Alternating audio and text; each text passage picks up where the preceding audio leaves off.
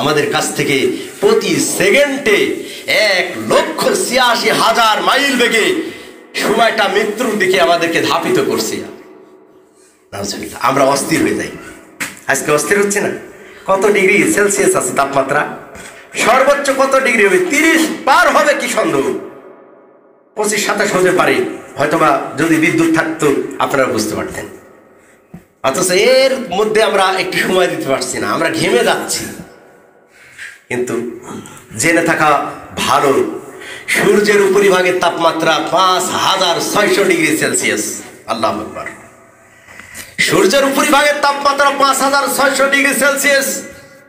এই তাপমাত্রা সূর্যটা একটু উলটপালট হয়ে যায়, যদি জমিনে ফোকাস করেন, আল্লাহর অশেষ দয়ায় সূর্যের যে তাপমাত্রা আছে তার 2 কোটি ভাগের 1 ভাগ তাপমাত্রায় জমিনে আসে।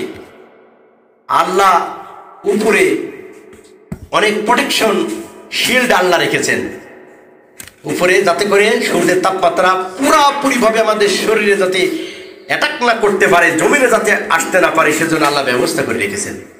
সূর্যের উপরিভাগের তাপমাত্রা 5,600 ডিগ্রির মধ্যে মাত্র 2 কোটি ভাগের 1 ভাগ তাপমাত্রা আল্লাহ জমিনে দিয়া দেন। সুবহানাল্লাহ।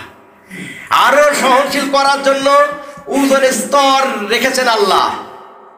ক্ষতিকারক তাপগুলোকে শোষণ করে, এই ওজোন স্তর শোষণ করে যতটুকু তাপ দিলে আপনি আমি সইতে পারবো, জমিনের বৃক্ষগুলো অঙ্কুরিত হবে, জমিনে পশু প্রাণী বিচরণ করতে পারবে, মানব দানব চলাফেরা করতে পারবে, ব্যবসা করতে পারবে, খেতে পারবে।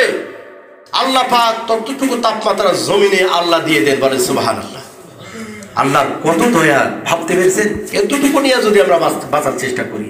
এই যে বাতাসের মাধ্যমে আল্লাহ অক্সিজেন দান করেন আমাদের, গাছের মাধ্যমে আল্লাহ অক্সিজেন দিচ্ছেন, আমাদেরকে অনবরত খাওয়াচ্ছেন। কোটি কোটি টাকার সম্পদ আল্লাহ একটা বনু আদমের পিছনে আল্লাহ ফোরাচ্ছেন একদিনে। আপনার তো কোনোদিন আল্লাহ বলেন নাই, ফেরেশতা বলেন নাই যে আল্লাহর এই কোটি কোটি টাকার সম্পদ তুমি নষ্ট করছো, তুমি এখন এর টাকাটা, আল্লাহর টাকাটা দিয়ে দাও।